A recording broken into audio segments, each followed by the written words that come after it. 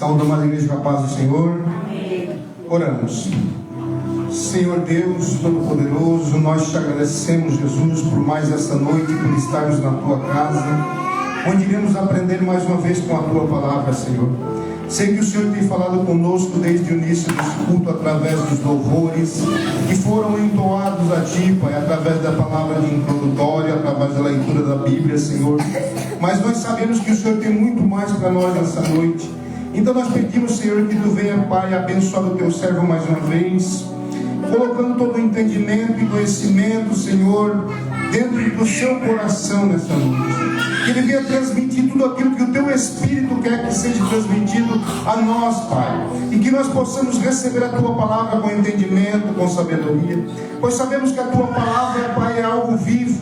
Traz vida ao que está morto, Pai. Traz, sacia o que está cansado, o que está sedento. Aquele que precisa se alimentar, ele é alimento, Pai. Ela é água para saciar a sede, Pai. Oh, Jesus, nós te pedimos, Deus, que Tu venhas ao Teu servo. Abençoa ele, Senhor, como tens abençoado todas as vezes em que ele tem ministrado a Tua palavra, com todo o conhecimento, sabedoria, graça, pois sabemos que nós, como os homens, somos falhos e pecadores, de nada temos a oferecer se não for a Tua misericórdia, Pai.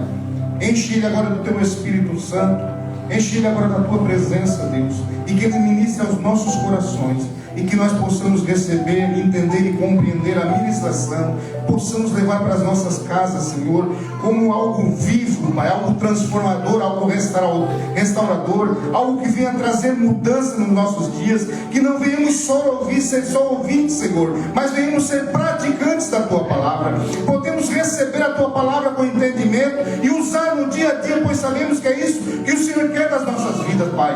Usa Ele poderosamente. Sabemos que o Teu Espírito é sobre Ele nessa noite e que nós venhamos receber a Tua palavra em nome de Jesus, para a honra e glória do Senhor. Amém.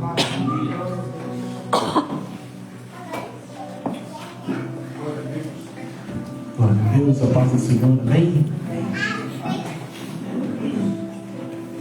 Você que tem a sua Bíblia em você, dá início no livro de Colossenses.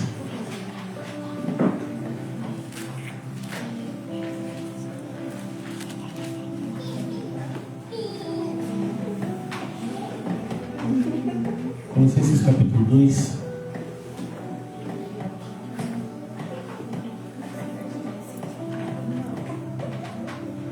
Versículo 16 em diante.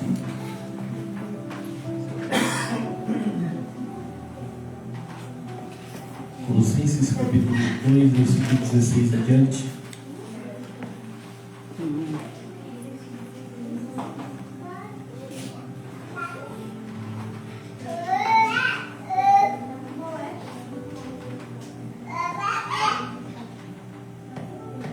Todos conseguiram encontrar? Aqui diz que existe o cerimonialismo, sombra de coisas futuras. Amém? É um texto um pouco complexo da gente estudar e entender e principalmente pregar sobre isso. Por quê? Porque vai contra o pensamento da maioria das pessoas. Colossenses 2,16. Porque a gente muitas vezes se firma no cerimonialismo. Muitas vezes a gente acha que a gente está agradando a Deus por causa das cerimônias que a gente faz. Que a gente abre o jejum faz parte. Tem muita coisa que faz parte da vida cristã, mas não é o foco, não é o que Deus procura em nós. O que Deus mais procura em nós? Ele passeia pela terra procurando verdadeiros. O que significa? Ele anda pela terra, a palavra diz que ele sonda a mente e coração e ele observa o que cada um de nós deseja. Quem é adorador não é quem está cantando, quem está entoando hino, eu estou cantando hino, estou adorando Deus. Não, você está louvando Ele. Louvar e adorar é diferente. Louvar é uma cerimônia. Você faz algo no seu exterior, você louva, você elogia, numa oração, num hino. Agora, adorar não tem a ver com o que eu faço no meu exterior. A adoração está dentro de nós. Está no nosso desejo. Qual é o nosso maior sonho? Bom, até quando se fala do céu, tem gente que fala, eu quero ir para o céu, meu maior desejo é ir para o céu. E ela não está sendo uma adoradora nisso. Por quê? Qual é o nosso desejo de ir para o céu? Qual é o objetivo? Por que a gente quer ir para lá? Porque eu não quero mais sofrer. A vida já é sofrida, né? A gente diz assim, eu tenho uma pressa de ir para o céu. Paulo falou sobre isso. Que ele preferia partir do que ficar. Só que às vezes o nosso desejo de partir não é por adoração a Deus. É simplesmente porque a gente está cansado do nosso dia a dia, do nosso sofrimento, da nossa angústia. Só que Paulo disse, eu prefiro partir e estar com Cristo. A vontade de Paulo de ir para o céu era por causa de quem? De Cristo. Pastor, eu quero ir para o céu porque lá, sabe, as ruas são de ouro. E lá fala sobre as mansões celestiais. Eu sempre quis morar numa mansão. Por causa de todo o luxo e de tudo aquilo que a Bíblia descreve que está naquele lugar. E se a nossa vontade de ir para lá é por causa daquilo que a Bíblia descreve, a gente não vai. Analise uma coisa. Você sabe qual é a maior infelicidade de um rico? Sabe qual é a maior tristeza? A maior angústia de um rico?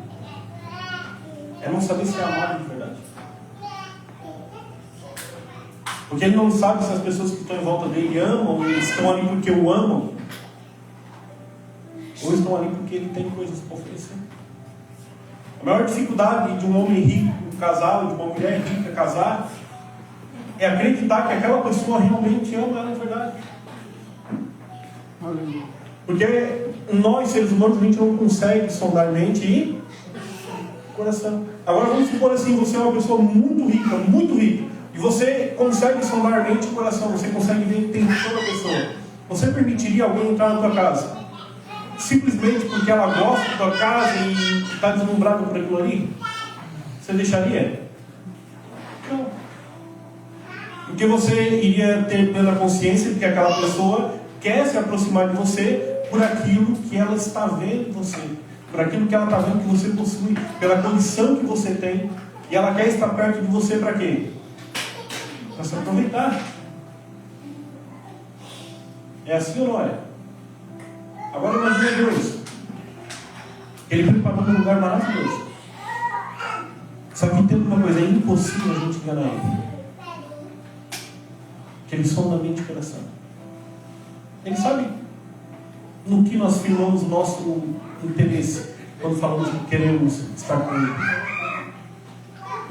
Ele sabe se a gente é interesseiro ou não. Não, qual o motivo de a gente querer ir para o céu?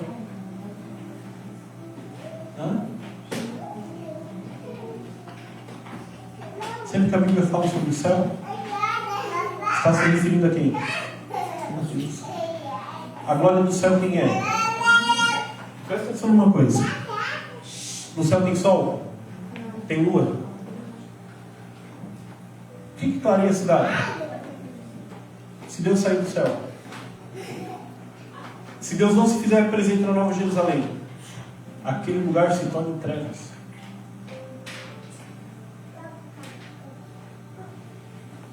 Você imagina a gente aqui sem energia, sem sol, sem lua, sem nada. Como que seria essa terra? Não haveria nela vida. A terra não ia dar o seu fruto. A gente ia perecer de fome, enfermo, porque a vitamina que a gente precisa, a gente adquire através da luz solar.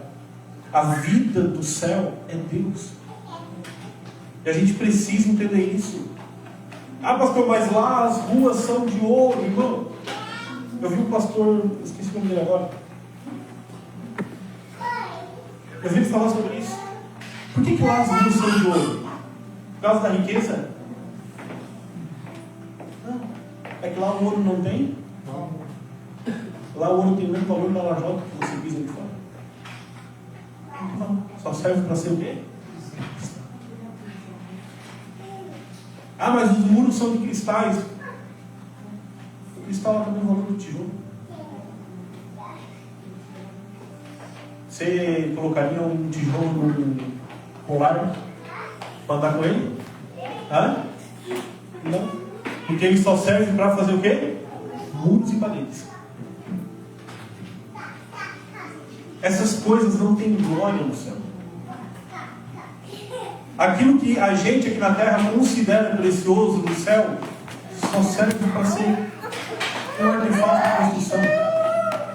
Aquilo que para nós aqui é valioso demais, e a gente muitas vezes, sabe, perde o sono, e a gente muitas vezes deixa de ter paz para conquistar algumas coisas, lá em cima não tem valor nenhum. É isso que a gente precisa entender. Porque o que tem valor no céu é aquilo que está no céu. A gente precisa entender que a gente não precisa de mais nada a não ser dele. A gente pode se cercar de cerimônias, a gente pode entoar o melhor louvor da terra. A gente pode ser o melhor instrumentista da terra. A gente pode treinar até a gente ter as melhores vozes e entoar louvores quase perfeitos. Mas o que ele procura em nós são aqueles que o adoram. Ele está sondando a nossa mente e o nosso coração para saber qual é o motivo de a gente querer ser salvo. A gente não pode querer ser salvo só para não sofrer, ou só para usufruir de uma riqueza. A gente tem que querer estar com Ele. Porque se vocês pudessem sondar mente e coração das pessoas que te rodeiam, você só ia permitir estar do teu lado aqueles que você realmente visse que te amam. Você permitiria alguém chegar do teu lado com segundas intenções? Se você conseguisse ver a mente? Você permitiria um falso amigo se aproveitar de você? Você permitiria uma pessoa que não te ama frequentar a tua casa? Sentar na tua mesa e comer contigo? Você permitiria? Deus não permite.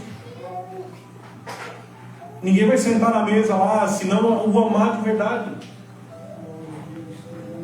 Ninguém vai sentar naquela mesa se não amar Ele acima de todas as coisas. É a nossa primeira regra. O resto é cerimônia. Esse texto é complicado. Eu vou dizer que me nervoso, porque tem assunto assim. Eu prefiro pregar no anonimato, né? A gente fica quietinho, não acontece nada. Então agora, vamos lá. Versículo 16 diz assim: ninguém, pois, vos julgue por causa de comida e bebida, ou dia de festa, ou lua nova, ou sábados. Porque tudo isso tem sido sombra das coisas que haviam de vir, porém o corpo é de Cristo. Eu vou ler nessa linguagem viva, que diz assim: portanto, que ninguém censure vocês por aquilo que comem ou bebem, ou por não comemorarem as festas religiosas, ou as cerimônias de lua nova, ou os sábados.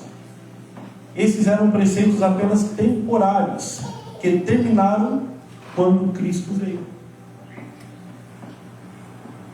São coisas o quê? Temporárias.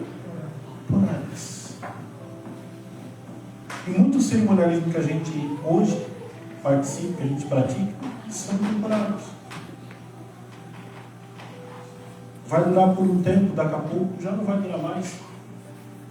Muitas doutrinas que surgiram foram temporárias. Há um tempo atrás, o pastor não podia pregar sem gravata no altar. Hoje em dia, alguns conservam isso, mas já são poucos, sim ou não? Há um tempo atrás não podia ter televisão em casa. Hoje as igrejas têm canais de TV, têm programas de TV. Muitas coisas que não podiam hoje já, sabe, são coisas que foram o quê? Passageiras. E por que foram passageiras? Porque não eram prescrições de Deus. não é uma exigência, não é aquilo que Deus realmente procura em nós, e tudo aquilo que é descartável vai ser descartado. Lá em Hebreus, quer ver? Guardem em Colossenses, vamos em Hebreus um pouquinho.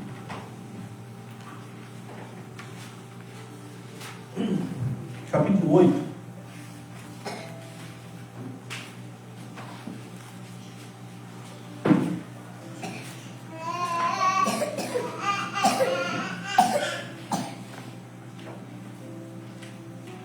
No versículo 1, eu vou ler apenas o título, só para você entender sobre o que fala aqui o texto. Em casa você lê o texto, também? E medita nele. A antiga aliança era símbolo transitório. O que é algo transitório? Passageiro. A antiga aliança era símbolo transitório da nova, superior e eterna, da qual Cristo é mediador. A nova aliança ela é superior e é eterna. E a antiga era transitória, passageira. Aí no versículo 13, diz assim, ó: quando ele diz nova, torna antiquada a primeira. Quando Jesus ele deu o cálice e disse: esse cálice é o cálice da nova aliança. Quando ele disse assim, ó, nova aliança, ele tornou a outra o quê? Antiquada, que significa ultrapassada, envelhecida ou sem valor. Ora, aquilo que se torna antiquado e envelhecido está prestes a desaparecer. Tudo aquilo que é dispensável vai desaparecer. Eu vi um debate ali, as pessoas, tem que guardar o sábado, tem que guardar o domingo. Você sabe o que Paulo fala sobre isso? Ele diz que é para a gente respeitar um ao outro, primeiramente. Não é para você discutir opiniões, mas sim respeitar. Porque analisa uma coisa: é pecado fazer alguma coisa no sábado? Sim ou não? É pecado guardar o sábado? Não. Mas eu quero guardar o sábado. Vai.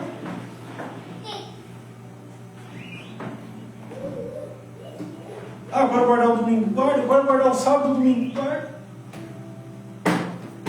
Mas antes de tudo, guarda o teu coração. Porque não é isso que vai te salvar e também não é isso que vai te condenar. Só que eu vi uma discussão, porque é o sábado, porque é o domingo. Aí Paulo diz assim, um crê que tudo pode comer. Só que ele disse, mas o débil só come legume. Ele já está chamando de débil. O que é uma pessoa débil? É uma pessoa que o corpo cresce e a mente continua o quê? E tem gente, irmão, que o tempo passa, sabe? O tempo está se avançando. Tinha entendimento que há 10 anos atrás não tinha coisa que há 10 anos atrás eu não falava, que hoje eu não falo mais. Talvez tenha servido para aquele momento que eu vivi, mas hoje não serve mais. Por quê? Porque ficou para trás. Só que tem uma coisa que não fica para trás. Passará o céu, mas a palavra de Deus permanece para. Não há alteração na palavra de Deus. Não há alteração no mandamento de Deus. Não há, sabe, Deus ele não é um homem que tem um temperamento instável, não. O temperamento de Deus é estável. Deus é o mesmo ontem, hoje e será para sempre. Cristo é o mesmo ontem, hoje e será. Ele não vai mudar, ele não mudou. Tem gente que diz que Deus mudou do Antigo para o Novo Testamento. Não. O homem mudou, o homem se perdeu no Antigo Testamento de tal forma que Deus já estava há 400 anos sem falar com ninguém. O homem estava afastado de Deus. No princípio ele mandou Noé construir a arca e mandou o dilúvio. Aí o homem foi se multiplicando de novo e novamente se multiplicou a iniquidade. Aí o homem já estava sem uma palavra, sem um profeta se levantar e falar algo da parte de Deus. Caberia um novo dilúvio. Eu que não tinha um novo Noé. Deus mandou o seu filho. Só que quando o filho veio, ele já disse que por se multiplicar a iniquidade, O amor se esfriará em quase. Ele já afirmou que aconteceria de novo. Ele já afirmou que o homem se afastaria de Deus novamente. E nós estamos vivendo isso. E por se multiplicar a iniquidade, o amor se esfriará em quase todos. Para analisar uma coisa hoje. Qual o valor do amor hoje? Qual o valor da família hoje? Como que está o amor dos pais pelos filhos hoje? Os filhos pelos pais?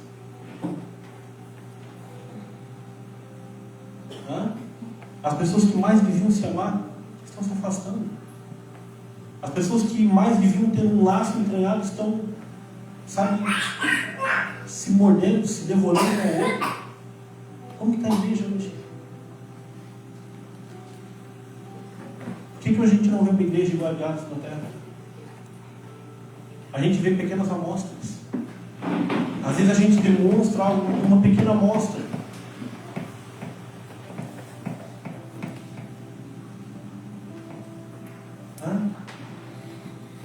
Quem de nós teria coragem de pegar uma parte do que temos, comprar um terreno para o irmão que não tem e dar para ele morar? Qual de nós teria coragem de pegar algo de nós, do nosso bolso, e dar um carro para o irmão que não tem? E sabe o que os teólogos de hoje dizem? Que lá na igreja de Atos o povo tinha ficado meio louco. Porque os discípulos pregavam muito sobre a volta de Jesus. E eles acharam que seria logo ali em seguida a volta de Jesus. Aí eles começaram a vender o que tinha, distribuir, repartir. E eles começaram a fazer isso porque eles achavam que o mundo ia acabar. Se eu pudesse conversar com esse jovem, eu diria para ele: que tal a gente fazer o mesmo? Já que a gente não sabe amanhã.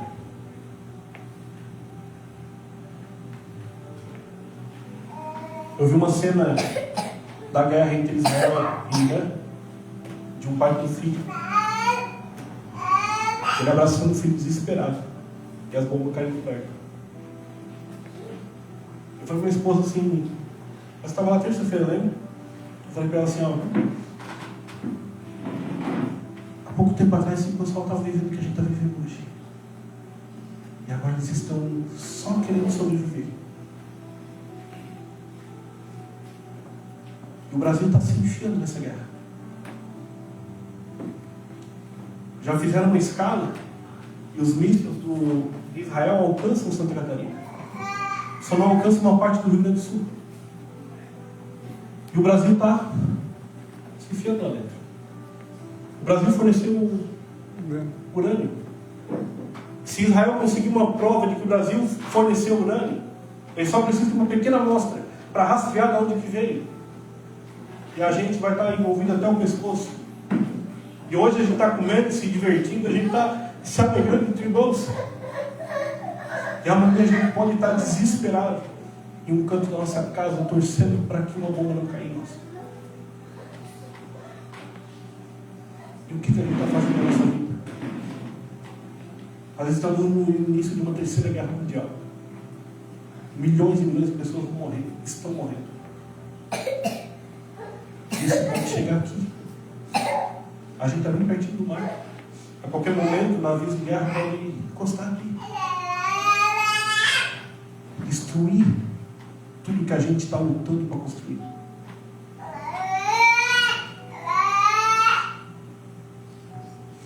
E o que a gente está fazendo?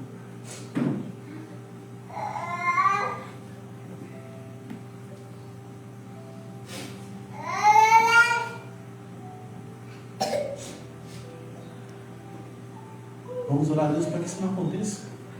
Mas se acontecer, a gente torce para que não aconteça, para que não chegue a nós. E às vezes a gente é até egoísta. Eu hoje, quando eu ouvi essa notícia, eu pensei assim, tomara que se vinha guerra para cá, vai lá no Rio de Janeiro, fornecer urânio, né? Tomara que aconteça lá. Olha, nossa egoísmo. Lá também tem pais com filhos, pessoas inocentes, gente trabalhadora, pessoas honestas, crentes buscando a Deus, talvez mais do que nós. Levando a culpa E a gente do torce para que aconteça fora da gente. A gente ama tanto a nossa própria vida que a gente torce para que aconteça com os outros e não com nós. É uma coisa esfriando. Sabe o que Paulo disse? Ele disse assim: eu preferia eu estar errado. Eu preferia eu ser um maldito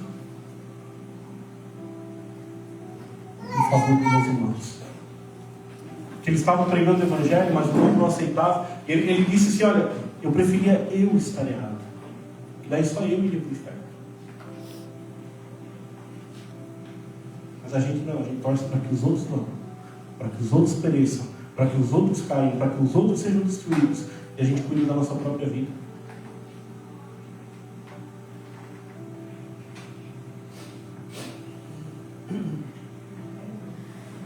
O amor para Deus é indispensável.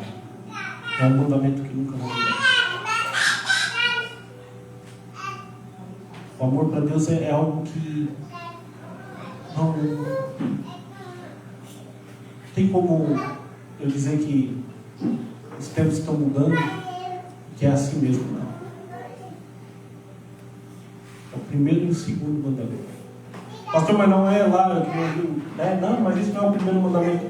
Mas é que quando os fariseus, os saduceus perguntaram qual era o grande mandamento, eles não seguiam a ordem dos 10 mandamentos. Ele botou em primeiro lugar o mais importante, que é amar a Deus acima de todas. E em segundo lugar ele disse: ame o teu próximo como a ti. E deixou bem claro: a lei e os profetas dependem desses 2 mandamentos. Pastor, mas eu guardo a lei, sabe? Estou estudando o judaísmo e estou seguindo as cerimônias judaicas. Aí você depende desses 2 mandamentos para ser salvo. O judaísmo não pode salvar. Todas as cerimônias judaicas não podem te salvar. Tem gente casando na igreja no papel porque se não casar vai ser salvo. Não. E a gente se preocupa com a cerimônia e não se preocupa com o mandamento. A galera casa na igreja, casa no papel e vai para o inferno do mesmo jeito, porque não guardou o mandamento. Estou dizendo que você não deve fazer, faz. Só que o mandamento de Deus é indispensável. A cerimônia é indispensável. O que eu vou falar talvez ofenda muito crente. Você sabia que a cerimônia de casamento é algo não? Não existe cerimônia de casamento na Bíblia, dentro de igreja ou dentro de templo. Existe festa de casamento, cerimônia não. Na época de Jesus, ninguém ia até o sacerdote dizia: eu vos declaro marido e mulher, e nem o juiz. No civil faz 200 anos que existe casamento. Então antes não existia. E hoje muitas igrejas pregam que se eu não for casado civil, eu vou para o inferno.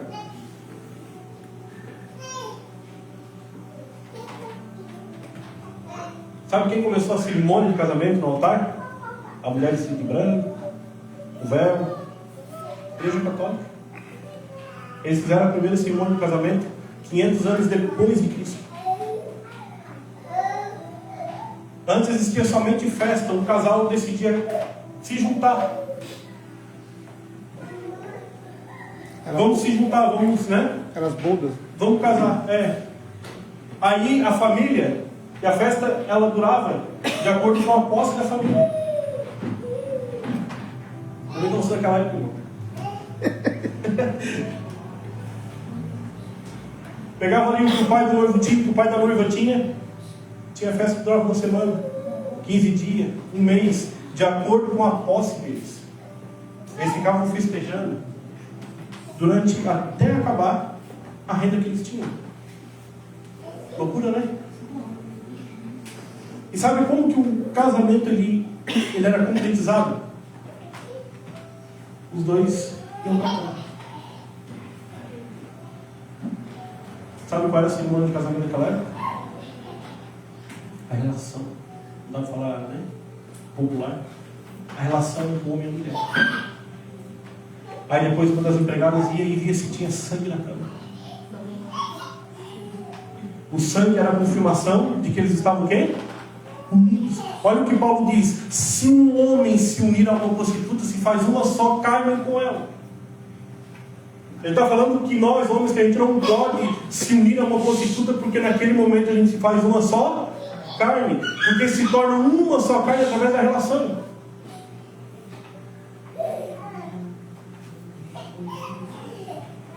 Hoje a gente acredita o quê? Que se torna uma só carne quando alguém diz: eu vos declaro marido? Não. Vão se tornar uma só carne depois da relação. Ou alguns já se tornaram antes da cerimônia.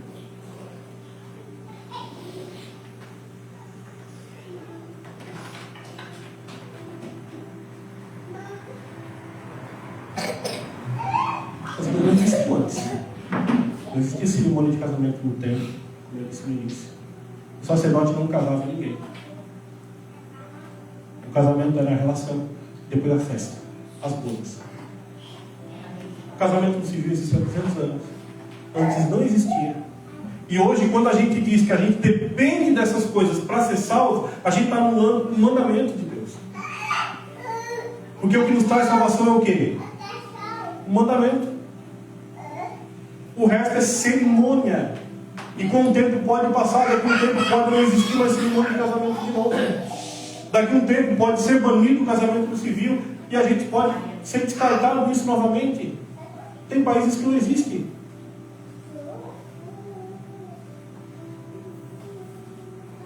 Tem países que não existem. Eu faço corrida para um canadense, ele não conseguiu cadastrar o cartão dele no aplicativo porque ele não tem CPF. Eu fiquei assim, meu Deus do céu. O mundo inteiro tem CPF, sim ou não? Não. Os canadenses não têm CPF.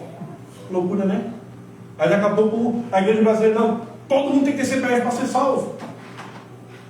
Aí os canadenses vão ter que vir tudo para o Brasil fazer CPF para ser salvo? É isso que a igreja fez quando botaram essa regra. Olha, para você cear, para você ser salvo, você tem que ser casado com civil. Irmão, entenda uma coisa, eu não estou dispensando isso. Faça, amém? Claro, faz, casa certinho. Só que o teu casamento no civil é um contrato financeiro por divórcio. É só você pesquisar. O real sentido do casamento no civil é um contrato. Você, homem, você, mulher, vocês vão assinar um contrato para, se caso vocês divorciar, cumprir tal contrato. Por isso que existe comunhão total de bens, comunhão parcial de bens. Aí vai ter que ver o que um tem, o que o outro não tem. Aí o que construíram junto vão ter que dividir. A comunhão total de bens pega o que um tem e o que o outro tem, junta tudo. Se divorciar, depois é meio a meio de cada. Ou separação total de bens, cada um vai ter sua coisa no seu nome. E se divorciar, cada um fica com o que é seu. É um contrato financeiro. Não é um documento atestado por Deus para que você seja salvo.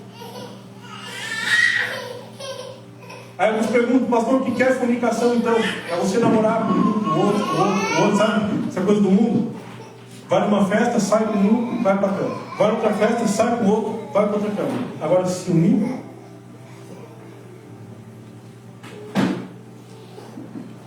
Aqui a gente quer pegar exemplo, mas é difícil a gente pegar.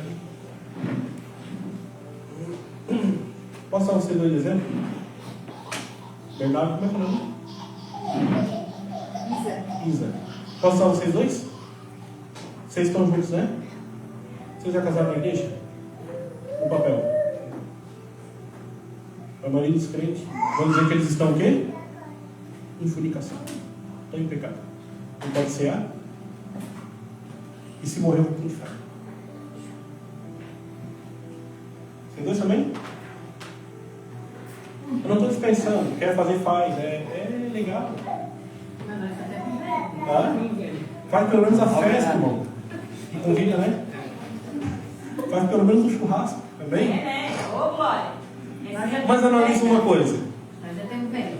Analisa uma coisa. Vocês estão morando juntos, certo? És fiel a ela? És fiel a ela? És fiel a ele? Estão juntos? Assumiram um compromisso? Diante de Deus vocês estão casados. Aleluia. Diante dos homens não. Mas diante de Deus não.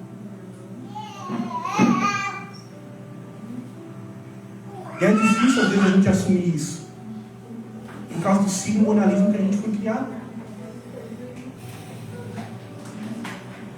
Eu estava levando uma mulher, uma cliente, e começamos a conversar sobre isso. E ela está indo, começou de agora em igreja. Eu comecei a explicar, ela ficou assustada, ela assim, sério? Ou assim. E ela falando algumas coisas que não, isso não está na Bíblia, ela, sério? E falou outra assim, não, isso também não está na Bíblia. Ela ficou apaixonada.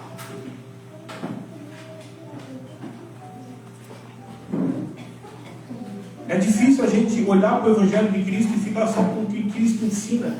Entenda uma coisa, os mandamentos de Deus são indispensáveis.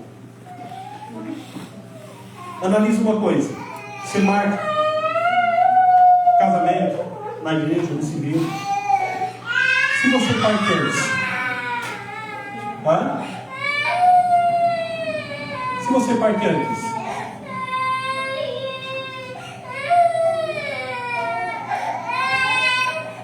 se Jesus volta antes, não tem salvação para você? Você depende de uma cerimônia para ser salvo?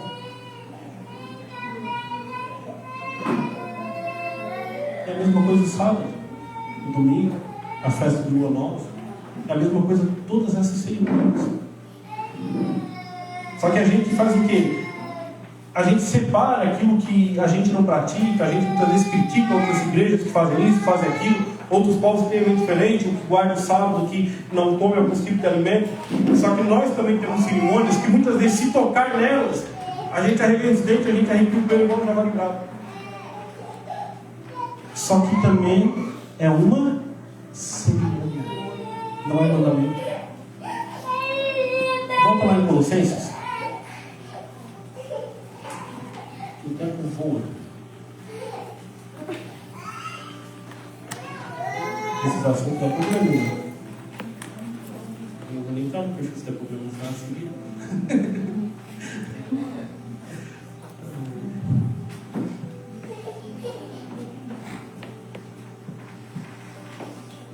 Vamos ler o versículo 17, 2,17. Porque tudo isso tem sido sombra das coisas que haviam de vir, porém o corpo é de Cristo. Ninguém se faça árbitro contra vós outros, pretextando humildade e culto dos anjos, baseando-se em visões. Esse negócio de visão é complicado.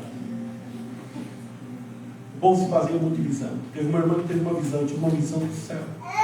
Um anjo com uma pena na mão, medindo o cabelo das mulheres, as que tinham 40 centímetros iam se apresentar para Deus para ser julgada por Deus. As que não tinham 40 centímetros ou mais de cabelo já iam direto para o inferno, nem passavam pelo julgamento de Deus. E foi aqui nessa área. E ela pregou isso por tudo. Eu aprendi hoje o anjo da trema. Tem o da trema que nessa área e tem o anjo da trema no céu. Aí eu te faço uma pergunta: é bíblico isso? É bíblico? Analise uma coisa, esse mandamento é seguido rigorosamente até hoje? É? Acabou. Por que acabou? Passarão os céus e a terra, mas a palavra de Deus ela permanecerá para? Não é a palavra de Deus. Então mais cedo ou mais tarde os homens vão cair na real, as pessoas vão ver que não está, registrado aqui, e vão começar o quê? Deixar de lado. Tem uns teimosinhos que ainda ficam ali insistindo. Uma mulher com câncer no hospital. Na África.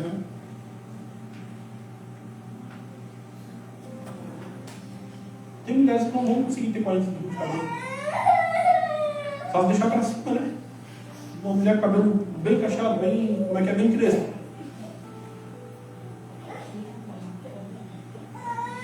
Não vai atingir 40 centímetros. Aí Jesus ele está analisando o que na pessoa? Na mulher. O comprimento do cabelo? Ele continua analisando a mente e o coração. Ele continua observando a tua mente e o teu coração. Tanto você homem quanto você mulher. Foi o que ele falou a Samuel. Não atente para a aparência. Porque eu não atento para isso. Eu olho o coração. Vamos continuar aqui. Baseando-se em visões, enfatuado, sem motivo algum na sua mente, o quê? Carnal. A pessoa está com a mentalidade totalmente carnal, começa a ter visão, começa, porque eu tive uma visão, porque um anjo me falou isso, irmão. Paulo disse que se um anjo descer do céu e pregar outro evangelho, além daquele que já está escrito, esse anjo ele é o quê? Maldito. Anátema. Significa maldito.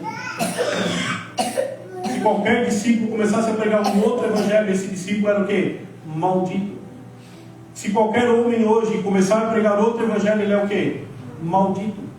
Porque o que traz salvação é o evangelho de Cristo. E quando a gente prega algo além do evangelho de Cristo, a gente está impedindo a salvação de muita gente. Teve um casal que eles foram pedir ajuda numa igreja. O pastor não ajudou porque eles não eram casados no civil. Para dar uma cesta básica, eles tinham como ligar casado civil. Olha a regra que a igreja está colocando. Você tem que casar no civil para comer.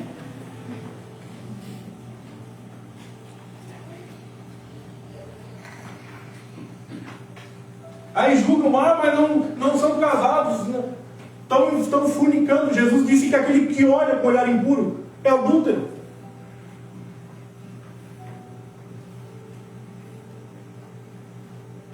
Se nós cuidássemos dos nossos pecados, se nós cuidássemos da nossa vida, das nossas ações, a gente não teria tanto pecado.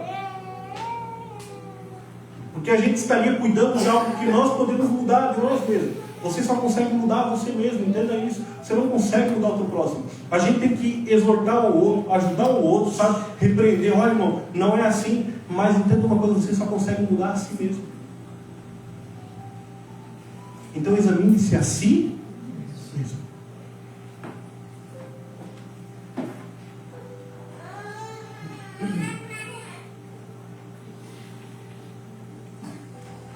O versículo 19 diz: e não retendo a cabeça, da qual todo o corpo, suprido e bem vinculado por suas juntas e ligamentos, cresce em crescimento que procede de Deus.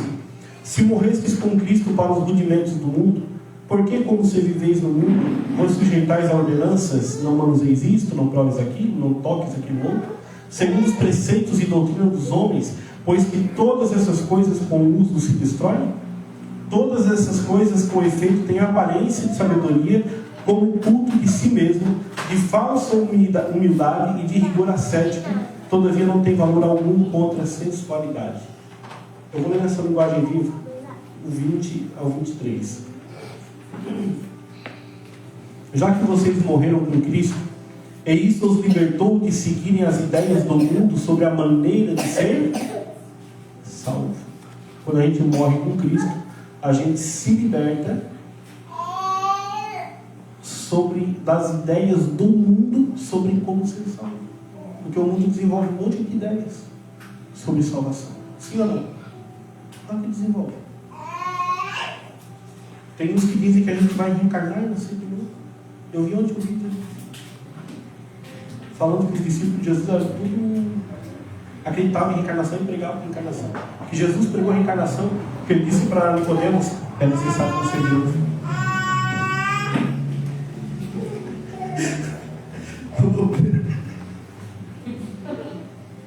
Afoga essa alma. Afoga essa alma na banheira. Jesus falou que é necessário nascer de novo. Então a pessoa tem que morrer, nascer de novo. É necessário. Aí Jesus disse: aquele que nasce da carne é carne. O que nasce do Espírito. Aí a pessoa vai nascer de novo da carne. Vai ser um miserável de novo. Aí nasce de novo. Aí fica um ciclo vicioso, né? Nasce. Vai sempre nascer da carne, vai sempre ser um miserável carnal e nunca vai pro céu. Vai ficar na terra, pegando guerra, fome, angústia, tristeza. Não, irmão, eu quero viver essa vida aqui, depois eu quero pro céu. Pelo amor de Deus. Nasceu rico, depois vem pobre, meu Deus. Nasceu rico, depois vem pobre, meu Deus. Lasqueira. Ele nasceu pobre, depois vem rico, aí vai para o inferno a situação. Só o sangue do cordeiro. Aí também estão usando o tal do Elias ali, João Batista. Jesus disse que João é Elias, né? um outro culto a gente entra nesse assunto, que Jesus afirmou que João Batista é Elias, certo? Só que eu te pergunto uma coisa, Elias morreu? Ele foi o quê? Aí ele teria que voltar para morrer. Mas depois que morreu, voltou de novo? Depois que morreu, voltou de novo? É permitido o homem morrer numa só? Fez. Depois disso vem? Juízo.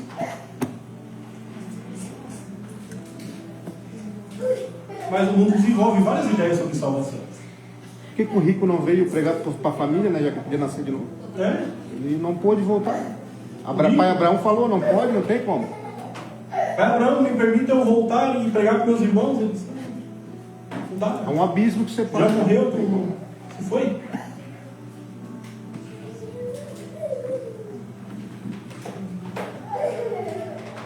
Vamos continuar aqui. Versículo 20, né? Já que vocês morreram com Cristo, e isso os libertou de seguir as ideias do mundo sobre a maneira de ser salvo, fazendo o bem e obedecendo a diversos preceitos. Por que de alguma forma continuam seguindo justamente isso, ainda preso a regras tais? Olha só, ele está dizendo que vocês foram, né? Vocês morreram com Cristo, vocês são uma nova criatura, se libertaram da maneira que o mundo diz que você tem que ser salvo, e por que vocês estão vivendo isso?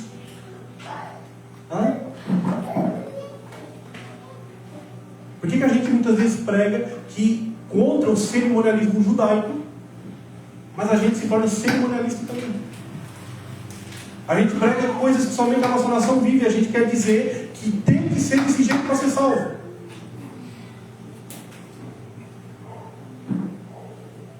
Porque ele tem que usar calça social, o homem só pode usar calça social para ser salvo. Lá no Japão eles usam vestido. A gente se torna cerimonialista de novo. Vocês estão lascados. Ali no Rio Grande do Sul, o gaúcho usa bombacha. Eu já vi pastor dizer para o gaúcho não pode usar bombacha. Converteu. Não. Cerimônia. É cultural, né? Cultura. Uma cultura. Não é um mandamento de Deus. Qual é a roupa certa? 17. Qual é a roupa certa? Presta atenção numa coisa. Se a gente ainda fosse perfeito, não precisava roupa.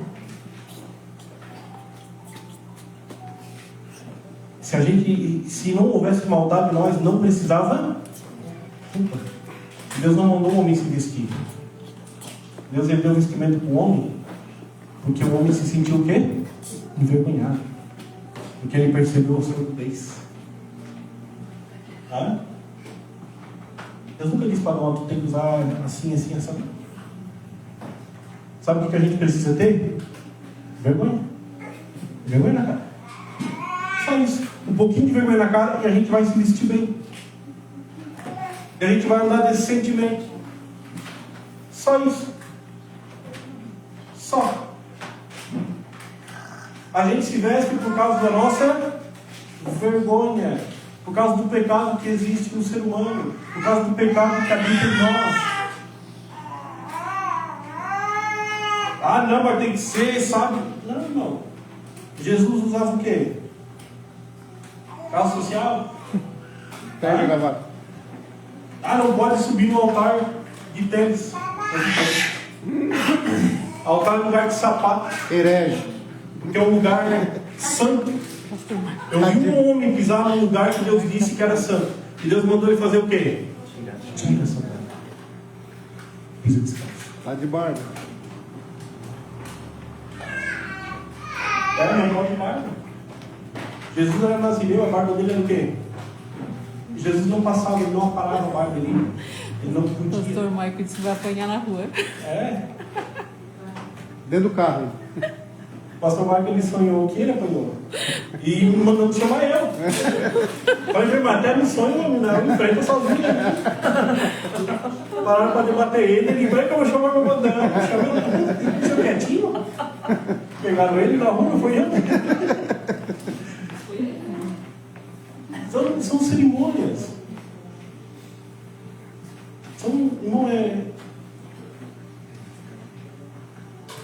Não é algo que vai vai te levar à salvação. A gente precisa se vestir bem. Sabe, a gente precisa ter uma decência.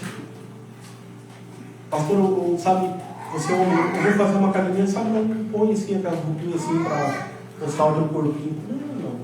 Põe uma roupa decente. Sabe, ser mulher, vou para academia, não põe uma roupinha assim que vai chamar a atenção, né? Tem instrutor que não larga. Tem instrutor que não larga do homem porque... Eu já fui à academia que o instrutor tinha mulher que ele tirava a medição do corpo todo mês, todo dia que ela ia.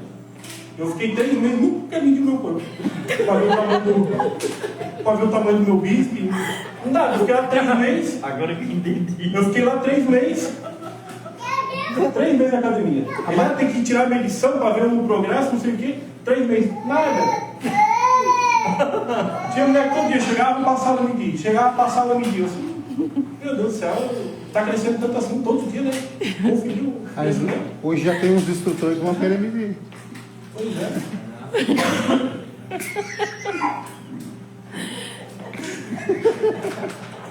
Tem uns instrutores aí que gostam de medir.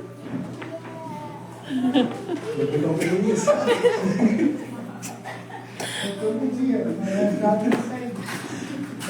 Aí ia ver se você gostava que quisesse medir todo dia.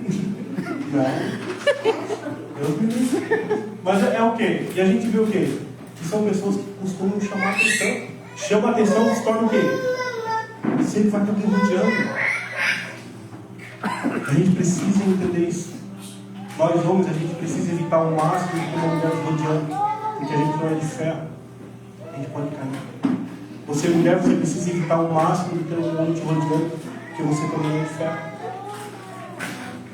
Pega um momento que o teu marido está te maltratando, né? E xingando, não está te elogiando. E vem um cheio de elogio. E tratando bem. Se você der corda, você cai. Então, calma, sabe? Evita isso, daqui a pouco vai estar um doce com você de novo. Ou acontece ao contrário, a mulher está lá, os dois pés. Calma, daqui a pouco. Aí o cara tem uma situação difícil em casa, aí, tem lá, o cara está procurando, não fica rodeando, aí começa a dar elogio, fala uma coisinha, falou que foi.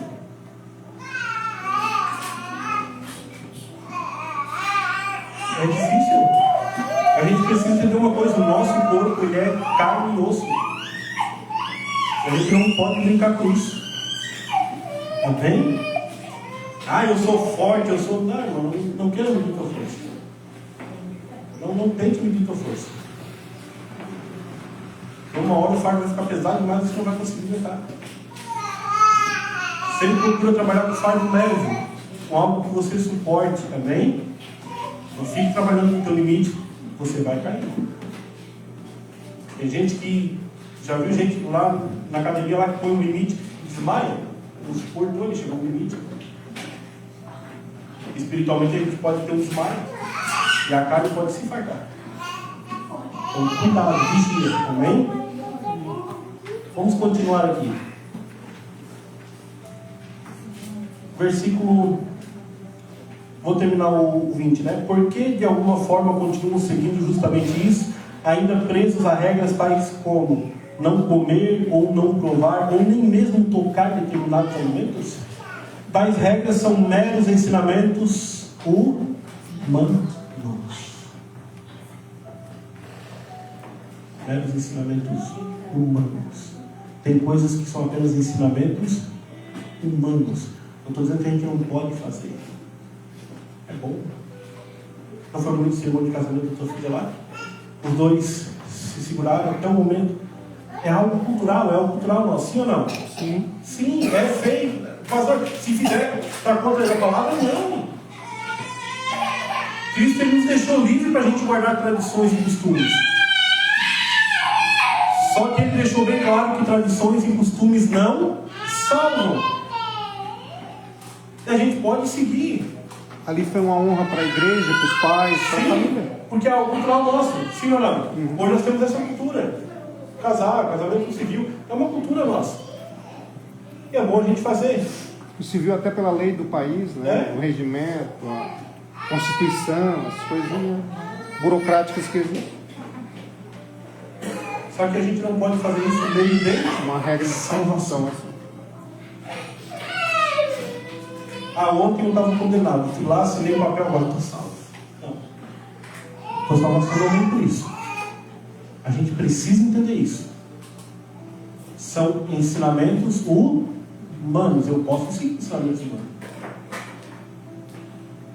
Abrir um preceito para quando você falou ali do casal, quando estão namorando, eles têm que saber que se eles entraram e fazer, já se tornaram casal. Já se tornaram casal. Não tem mais como voltar atrás. Já. E não pode, e outra se coisa. retroceder, já está em pecado. E outra coisa. Adulterando. Estão namorando. Namoro é para fazer o quê? Se conhecer. Teve relação, já são uma só. Carne. Já tem que morar junto, se assumir um ao outro. E se houver, estou só namorando, vou me separar, está tudo certo. Não. Já está pecado. Já é divórcio. Né? Jesus disse que o divórcio, se não for por ato de adultério, e o casal se divorciar, e se casar novamente com o outro, depois está Adultério. Amém? Pastor, já vivi isso. Você viveu na ignorância? Amém. Teu passado está, mas agora você está consciente disso. Não pode divorciar. A não ser por motivo de pastor, fui traído. Você é livre para dizer, não quero mais. Até a Bíblia Só até por permite esse se separar, mas não pode mais casar, não pode mais ter relação. Eu me enganei, a pessoa era boa, agora está ruim, não quero mais, não houve adultério, nada, não quero mais. Pode separar, mas não pode mais tocar ninguém. Tem que ficar sozinho até o fim. Consegue? Não, então suporta. Carrega a cruz até o fim. Amém. Amém? Lascou. Entendi. Não entendi. É tu vai carregar a cruz, eu sou pesado. Livrar meu, né? Vou livrar. Vamos continuar, mas vamos encerrar que já é 9h12 já. Olha só. Vamos continuar aqui. Não comer, não provar, nem mesmo tocar em determinados alimentos. Tais regras são meros ensinamentos humanos, pois o alimento foi feito para ser comido e consumido. Isso a gente abrange várias regras. Essas regras têm a aparência de sabedoria. Quando o povo para explicar, a gente fica assim, nossa, faz todo sentido. Você olha os rituais judaicos, faz todo sentido, sim ou não? Hã? Levantar da cama com o pé direito é um ritual judaico? Calçar primeiro o pé direito é um ritual judaico? Eles já acordam cheio de ritual. Eu acho que eles abrem até o olho direito primeiro. Chinelo virado, vai morrer. E aparentemente faz todo sentido. Tem a aparência de sabedoria. Pois prescrições desse tipo exigem uma religiosidade fingida. Presta atenção numa coisa. Jesus chamava os judeus do que mesmo? Hipócritas. O que é hipócrita? Fingido.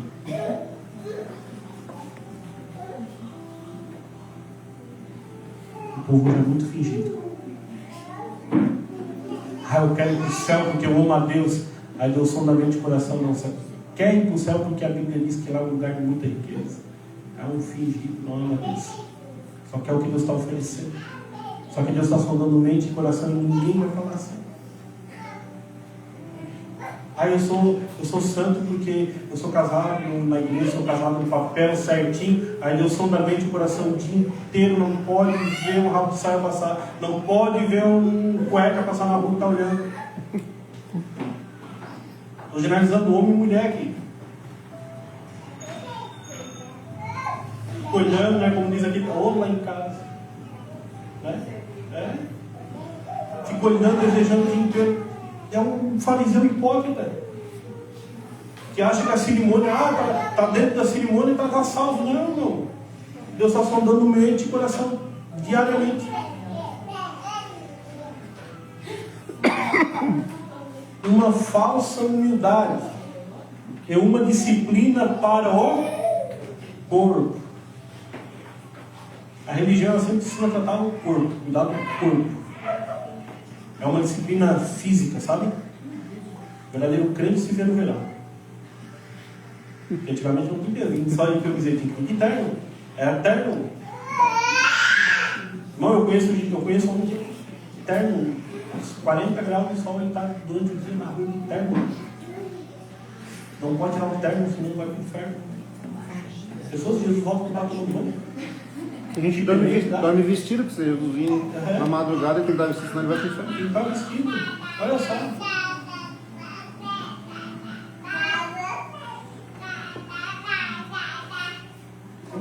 Uma disciplina para o corpo, olha só, porém não tem efeito algum quando se trata de subjugar os maus pensamentos e desejos de uma pessoa. Aqui, nessa linguagem, diz que não tem valor algum contra a sensualidade. Tem uma outra linguagem que diz que isso não tem valor algum quando se trata de dominar a carne. Essas regras, quando se trata de ter domínio sobre a carne, elas não te ajudam em nada. Agora o mandamento te ajuda. Primeiro mandamento: ame a Deus acima de todas as coisas. Você guarda esse mandamento, você dominou tua carne. Tua carne vai querer, mas você vai dizer não. Em primeiro lugar é quem? Agora pega o contrário. A pessoa está numa fraqueza carnal, está ali desejando. Ah, eu não posso fazer porque meu cabelo é comprido. Tá, o que tem o cabelo?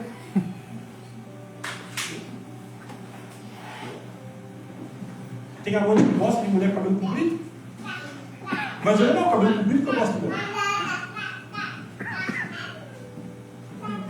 Ah, não posso porque eu só uso saia. Tem amante que vai dizer, ó, saia é mais fácil. É? Agora a diferença que eu não posso fazer. Porque em primeiro lugar eu amo quem? Ele está me vendo, ele está me assistindo. Isso me faz eu controlar o meu instinto para poder agradar alguém que está me assistindo. Para poder confirmar para ele todos os dias que eu amo acima de tudo. Aleluia. Amor é desejo. Glória a Deus. Amor é algo real, é algo, um desejo, sabe? O que eu quero, Deus. É esse amor que Ele quer em nós. E o mundo também desperta isso em nós. Não ameis o mundo, nem aquilo que há, porque o mundo desperta desejos em nós. Só que quando a gente segue o desejo do mundo, a gente está amando o que primeiro? O mundo. Mas quando a gente se contém desse desejo para buscar a Deus, para ser fiel a Deus, a gente está amando quem? O mandamento de Cristo, ele faz com que a gente tenha esse domínio sobre o nosso corpo. Porque o nosso maior desejo é Deus. Porque o nosso maior desejo não é aquele que o nosso corpo ele apresenta quando vê algo no mundo. O nosso maior desejo é aquele que está dentro de nós, nossa alma, clamando por Deus. E a gente vai se privar. A gente vai se abster dos desejos da carne. O fruto do Espírito é domínio próprio. É o dominar o meu próprio instinto, é o dominar o meu próprio corpo, é eu dizer não para mim mesmo. E a gente precisa praticar isso. Amém? A gente precisa colocar isso diariamente na nossa mente e saber que Deus ele está nos observando. Se o culto aqui hoje foi só uma cerimônia, Ele não pode nos salvar. Jeremias ele se colocou na porta do templo e disse: o templo não protege a nação inimiga. O templo não me protege. Aí eu fui no culto e eu falei: não, isso aqui é só uma cerimônia. Se for assim, é só uma cerimônia. Agora, se você está aqui adorando a Deus, buscando conhecimento para realmente se aproximar dele, esse culto é uma edificação para você. Caso contrário, é só uma cerimônia. Glória a Deus. Ele não vai te trazer salvação. Porque o que me traz salvação é eu praticar. Para mim praticar eu preciso ouvir, mas se eu só ouvir é só uma cerimônia. Mas se eu colocar em prática, já era vida em mim. Amém? Amém. O pecado ele pode me tentar, ele pode me seduzir. Ele pode despertar em mim desejos. Só que ele só gera morte quando eu executo. Assim também é a palavra de Deus. Ela só gera vida quando a gente executa ela. Caso contrário, eu ouvi, eu me emocionei, eu chorei, mas foi só isso. A vida e a morte se tornam reais em nós quando a gente executa. Quando a gente guarda o mandamento, quando a gente guarda a palavra, nos conduz para a vida. Quando a gente pratica o pecado, para a morte. Tudo através da prática. Só que entenda uma coisa, a gente não consegue ficar isento dos dois. Ficar no meio termo. Eu não vou praticar a palavra, eu também não vou praticar o pecado. Não. Ou você pratica a palavra e vence a tua carne, ou a tua carne te vence. Porque você não consegue se isentar dos dois. Amém? Você entendeu a mensagem? Vamos colocar de pé em nome de Jesus, vamos abrir a cabeça.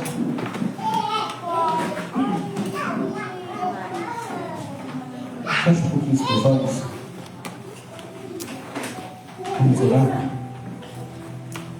Vamos agradecer a Deus mais esse culto, Pai amado. Nós te damos graça, Pai, por tua palavra, Senhor. Pelos teus mandamentos, Pai, por tudo que o Senhor nos tem proporcionado, Senhor. Nos guarda, Pai. Nos dá entendimento e sabedoria para que a gente não venha uma ilusão aqui nessa terra. Como a gente vê muitos vivendo, Pai, uma ilusão, um cerimonialismo, algo totalmente humano e terreno, e muitos acham que vão para o céu por causa disso. Porque estão guardando alguns preceitos, porque estão se privando de comer alguns alimentos, porque estão fazendo algumas cerimônias que a igreja determina que tem que ser feita, porque estão guardando alguns dias, algumas festas, datas religiosas. Mas nós sabemos que somente a tua palavra tem o poder de nos salvar, somente os teus mandamentos, Senhor. Obrigado por ter revelado isso ao nosso coração, Pai. Obrigado por tua graça, pelo Senhor ter nos amado tanto ao ponto de nos permitir te conhecer. Confirma a tua palavra no nosso coração, nos dá entendimento e sabedoria. É o que eu te peço e te agradeço em nome do Senhor Jesus. Amém.